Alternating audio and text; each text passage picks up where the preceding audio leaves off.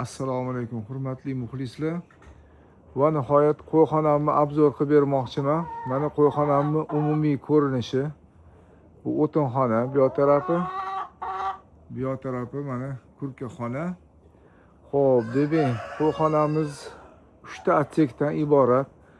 Tak, mana tomini aytib ketib biri to'la, mana tomi profili bilan yopilgan, tagida sintifon. U tepasida ko'rsanglar yana kichkina tomcha bor. Ana o'sha joyi 1 metr ochiq. Ya'ni havo pastdan kirib, tepadan chiqib ketishi uchun hali qo'y hidi o'sha yerda tomi tagida to'planib turmaydi. Hid bo'lib ketib qolmaydi, sizga ham hidi urmaydi.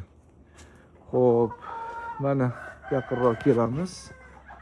Qo'yxonamiz mana 3 ta otsekdan iborat. Har bitta otsekka demak, eni 220, bunaqasiga ham 220 kvadrat. Mana shunaqa holatda. Hop, mana eshigiga suv chelagi o'rnatilgan.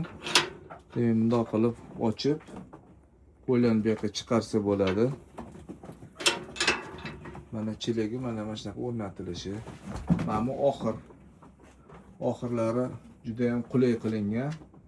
Yuvishga ham, tozalashga ham qulay. Hop, mana oxirgi tagida mana trubani bundoq qayiltirib, svarka qilib qo'yganmiz. Mahkam turadi. Oxirgi bu yoq tarafini mana asosiy trubaga teshib, ikkita joydan teshib, sim bilan boylab qo'yilgan. Hop, poli, mana poli yerdan 50 sm ko'tarilgan. Demak, polini anaqadan qilganmiz, listvenitsadan. Listvenitsa reykalari eni 4-5 sm, reykalarning oralig'i 1,5-2 sm. O'sha axlatni pastga tushib ketishi uchun o'sha hidlari tepaga chiqib ketadi. U ana teshik tomdan o'sha yerdan havo chiqib ketadi. Ya'ni pastdan havo kelib, tepadan chiqib ketadi. Xo'p, mana bunisi mana tuz idishi, doim tuz turadi bu yerda. Mana ko'ryapsizlar, mana suvlari, mana oxiri.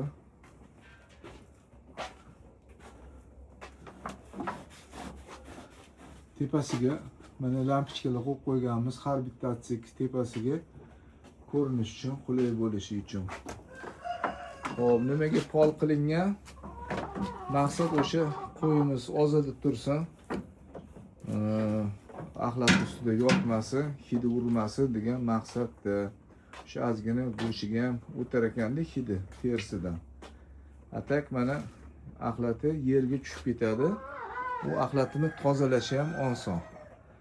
Endi mana reykalarni nimaga mana shunaqasiga mana imini shunaqasiga yotqizilganini hozir ko'rsataman. Bu bekorga emas. Buni tegini tozalash oson qilish uchun shunaqa yo'nalishda qilingan. Hozir uni ham ko'rsataman.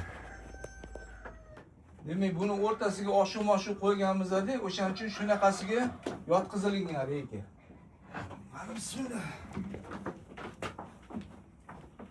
Bak ko'tariladi. Hamda mana ikkita shpingaleti bor. Davolga tiqib qo'yamiz. Xo'sh. Mana. Bundoq qilib, mana qo'ylar ham quplanadi. Qo'ylarni chiqarib o'tirishga hojat bo'lmaydi.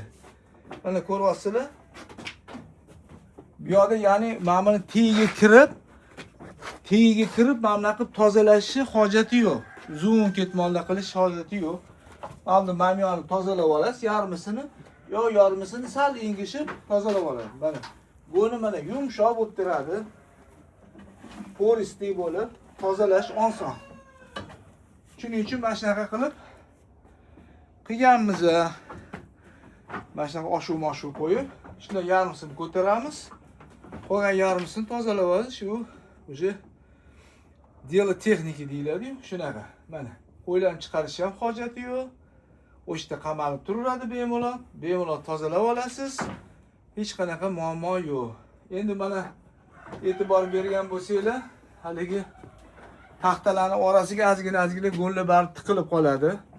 Xo'chish. Uni endi bir yilda 2 marta, 3 marta tozalab turiladi.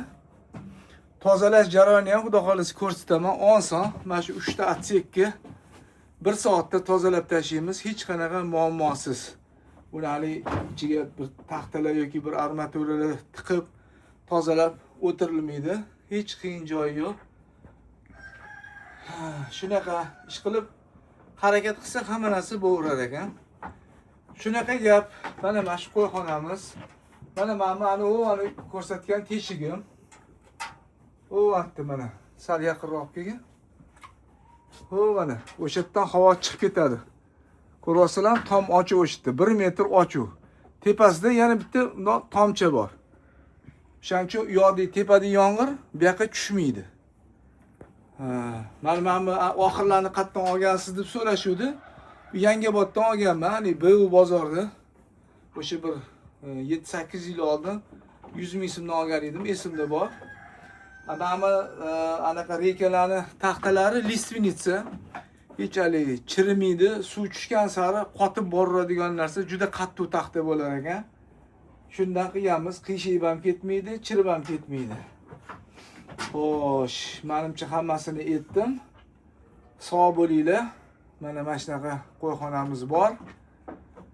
Qo'ldan kelgancha qilganman. Taninglar sog' bo'lsin, yaxshilikni ko'rishguncha.